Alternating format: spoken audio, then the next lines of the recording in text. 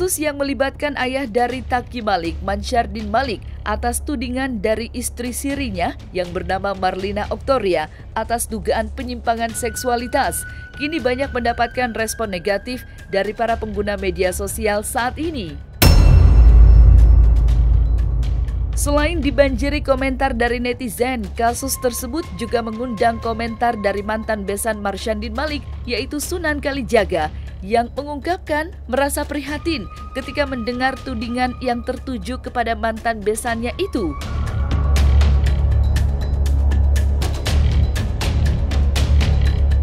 Dia bilang katanya ulama, kan saya bilang saya nggak mau gitu kan, tapi dia bilang nggak apa-apa kok, di agama ulama ada sebagian bilang menghalalkan, ada yang bilang membolehkan itu.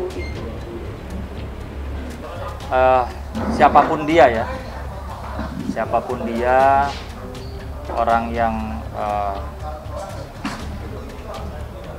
tadi saya mendengar ceritanya sangat-sangat prihatin kepada si ibu. Namun demikian, saya bicara atas kapasitas dari kacamata hukum, di mana kami menduga adanya dugaan-dugaan pelanggaran pidana, sehingga tim hukum sedang mengkaji berdasarkan alat-alat bukti, yaitu ada keterangan dari ibu, ya, lalu ada bukti video bahwa betul ibu itu telah dinikahi secara siri oleh bapak itu, ya. Dan ada foto, ada keterangan juga tadi dari pihak keluarga yang menghadiri prosesi pernikahan pada saat itu, dan juga ada rekam medis yang menyatakan adanya sesuatu sesuatu yang dikeluhkan yang membuat ibu tidak nyaman, bahwa memang peristiwa itu ada. Yang sangat saya sayangkan adalah selama ini mungkin saya dan orang-orang yang mengenal bapak itu adalah seorang sosok yang soleh, seorang sosok yang agamis, seorang sosok yang berhasil mendidik putranya. Namun demikian, apa yang saya dengar dari ibu tersebut ya sangat mengejutkan, membuat saya rasanya ya percaya nggak percaya ya, tapi karena kita kan orang hukum sudah melihat faktanya apa semua, keterangannya juga mendengar, ya jujur saya sangat menyayangkan dan saya sangat bersyukur bahwa saya pribadi dan keluarga sudah tidak ada lagi kaitannya atau hubungannya. Maka saya minta juga kepada rekan-rekan media, ini murni kasus hukum ya, atau adanya keberatan dari seseorang wanita ya, tolong jangan dikait-kaitkan dengan saya ataupun Salma, karena ini adalah murni satu persoalan atau kasus yang tidak ada kaitannya dengan kami. Namun kalau ditanya secara hukum, secara sosial, ya tentunya sangat-sangat mengejutkan, sangat-sangat ya saya tidak bisa banyak bicara lah ya, karena saya juga masih itu aja, nggak nyangka siapapun orangnya yang diduga yang melakukan perbuatan tidak baik, tidak pantas, dan terutama dilarang oleh agama ya, terutama dilarang oleh agama. Itu saja dari saya. Ya makanya ginilah, orang hidup itu jangan pernah merasa dirinya lebih baik dari orang lain. Karena sebaik-baiknya diri kita pasti lebih baik orang lain. Seburuk-buruknya orang lain pasti juga lebih buruk diri kita. Ya, jadi jangan pernah terkesima dengan gaya seseorang yang terlihat mungkin agamis atau urakan. Mendingan kayak saya aja lah. Saya adanya begini. Saya tidak mengklaim diri saya seorang sunan yang soleh. Saya juga tidak tidak mengklaim saya orang yang baik. Gitu. Jadi buat saya hidup itu harusnya ya kalau dia sudah memposisikan diri sebagai orang baik, ya tetaplah jadi orang baik.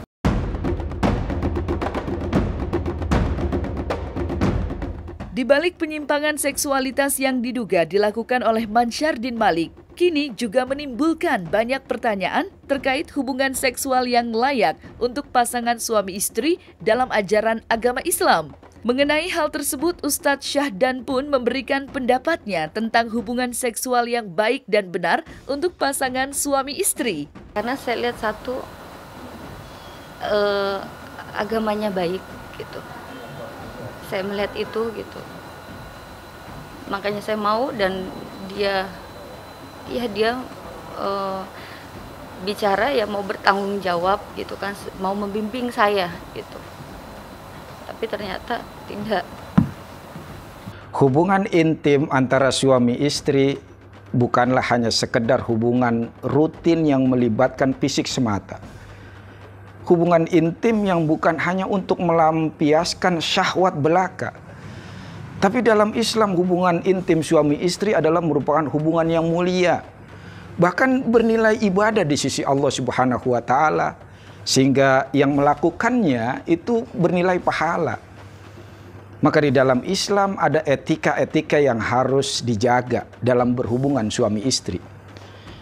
Meskipun para pemirsa yang dimuliakan oleh Allah Subhanahu wa Ta'ala, Al-Quran dalam surat Al-Baqarah ayat 223 Allah berfirman, A'udzubillahi minasyaitonirrajim, Bismillahirrahmanirrahim. Nisa'ukum harthul lakum fa'tu harthakum anna syi'tum. Istri-istri kalian adalah ladang untuk bercocok tanam bagi kalian, maka datangilah bagaimana kalian kehendaki. Jadi suami istri berhubungan intim boleh bebas dengan gaya, dengan metode seperti apapun. Mau itu berhadap-hadapan, mau saling memunggungi, sah-sah saja, bebas. Tapi tentunya saudara, bebas di sini bukan berarti tidak ada batasan. Rasulullah Shallallahu Alaihi Wasallam pernah bersabda, "Atiha ala kulli halin idza kana fil farji." Datangilah istri kalian dalam berbagai gaya, selama itu dalam koridor katup intinya perempuan, katup farjinya perempuan. Selama masih dalam koridor katup vagina itu boleh. Tapi kalau di luar itu dilarang oleh Islam. Rasulullah Shallallahu Alaihi Wasallam pernah bersabda, la yanzurullahu ala rojulin ata rojulan awim ro'atan fid dubur. Allah Subhanahu wa Ta'ala tidak memandang seorang laki-laki yang mendatangi istrinya melalui dubur. Jangan sekali-kali mendatangi istri kita melalui dubur, melalui mohon maaf anusnya. Itu tidak boleh, dilarang oleh Islam. Bahkan Allah tidak mau memandang nanti di akhirat kepada orang yang melakukan tersebut. Maka di dalam Islam benar-benar hubungan intim sekali lagi begitu sangat mulia. Dia melibatkan berbagai hal, melibatkan perasaan, melibatkan bahasa nonverbal, bahasa tubuh, bahkan dari medis pun diperhatikan. Para pemirsa yang dimuliakan oleh Allah Subhanahu wa Ta'ala, ketika ada seseorang laki-laki dan perempuan melakukan pernikahan siri, dalam arti tidak dilegalkan menurut pemerintah, selama itu rukun dan syaratnya terpenuhi, sah-sah saja. Tidak ada mensyaratkan atau tidak ada rukun yang menyatakan bahwa harus diketahui istri atau anaknya, tidak. Selama rukun-rukun dan syaratnya terpenuhi, bisa saja. Lalu bagaimana ketika istri ingin bercerai? Bisa enggak? Ya tetap bisa. Ya, boleh saja seorang istri meskipun di dalam koridor dia melakukan pernikahan siri, tetap seorang istri ada hak untuk meminta cerai kepada suaminya. Inilah yang di dalam Islam disebut dengan khulu, di mana seorang istri harus membayar yang namanya iwad khulu, tebusan kepada suaminya, membayar sejumlah barang yang bernilai tentunya kepada suaminya agar suaminya mau mentalak dia. Jadi para pemirsa yang dimuliakan oleh Allah Subhanahu wa taala, tidak menjadi hambatan ya bagi perempuan kalau memang merasa hak-haknya tidak terpenuhi, apalagi sampai terjadi kezoliman, kekerasan dalam rumah tangga, bisa saja dia menuntut atau menggugat cerai kepada suaminya dengan tentu melalui yang namanya syarat-syarat dan ketentuan yang diajarkan oleh agama. Terlibat dalam tudingan penyimpangan seksualitas, saat ini Mansyardin Malik langsung mempercayai Halim Darmawan sebagai kuasa hukumnya yang nantinya akan membantunya untuk menyelesaikan kasus yang saat ini menimpa dirinya. Mewakili kliennya, Halim Darmawan pun mengungkapkan jika kliennya membantah telah melakukan penyimpangan kepada istri sirinya, Marlina Oktoria. Saya tanya sama Ayah Takim Malik itu, ini ada berita ini apa penyimpangan oral seks? Ini penyimpangan seks. Apa maksudnya ini?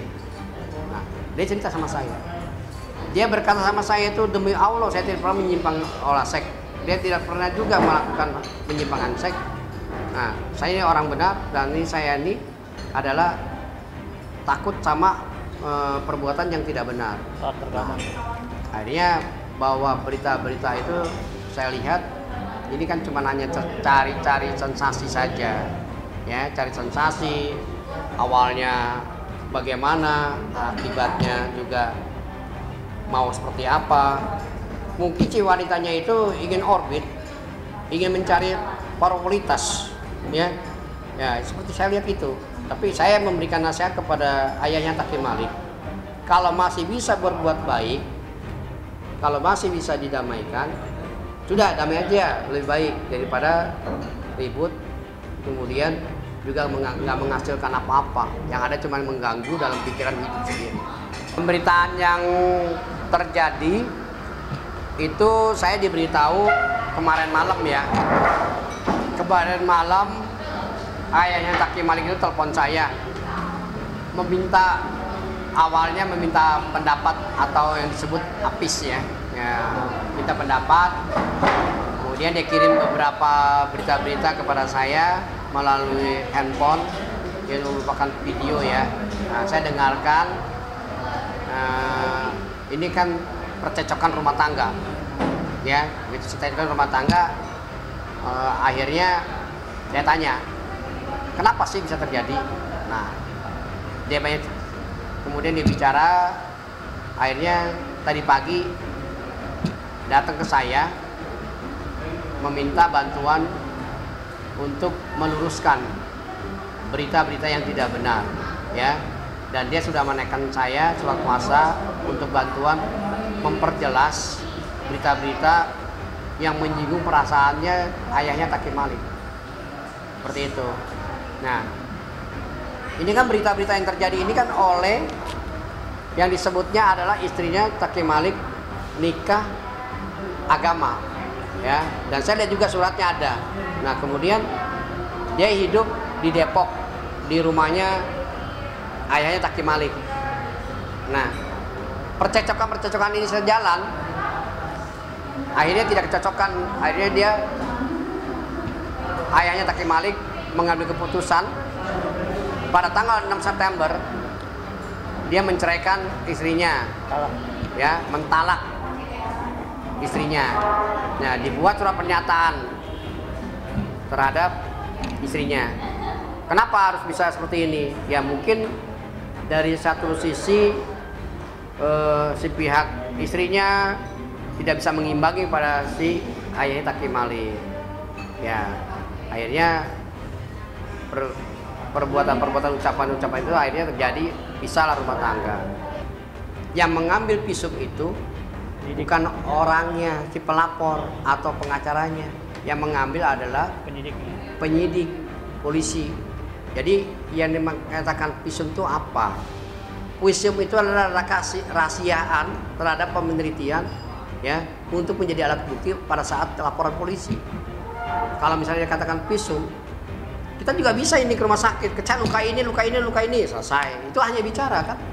Nah, tapi kan yang namanya visum benar itu tidak bisa diambil sembarangan orang, hanya bisa diambil oleh petugas penyidikan pada saat dia membuat laporan polisi karena ada luka, ada apa, karena lukanya benda tumpul, apakah dengan tangannya dengan kasar, apakah dengan kukunya, dengan karena sikutnya, mungkin seperti itu. Tapi yang namanya dia bilang visum itu tidak bisa diambil oleh siapapun, hanya yang bisa ngambil adalah pihak kepolisian.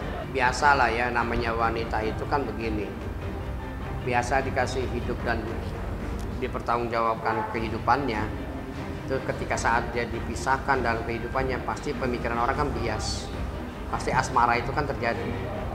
Akhirnya dia pemikirannya ke material lagi, karena yang tadinya ditanggung oleh biaya hidup, tapi ini nggak punya biaya hidup, tentu kan psikisnya kan terganggu kan. Makanya di situ, makanya kalau misalnya dilihat dia ikut seperti kayak rumah tangga yang benar, ini nggak akan terjadi seperti itu.